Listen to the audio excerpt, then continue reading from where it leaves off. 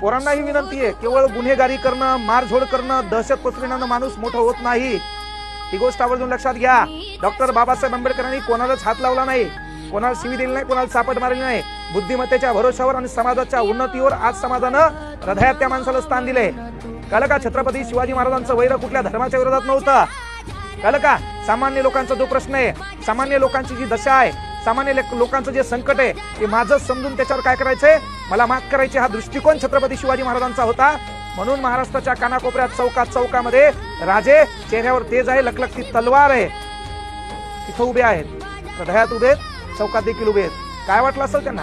याच्यासाठी केला होता अट्टहास, याच्यासाठी केले होते युद्ध, यासाठी जपला होता महाराष्ट्र, यासाठी जपला होता देश. काय वाटत असेल भगतसिंगांना?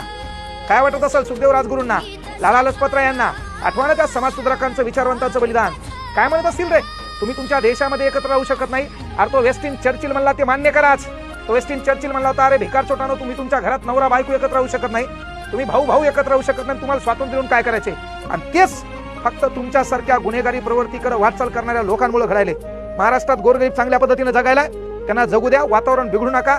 आणि वातावरण बिघडणारे जे असतील पोलीस यंत्रणेला विचार, एक विनंती आहे, खरंच कठोर पाऊल उचला. आज तुमची गरज आहे.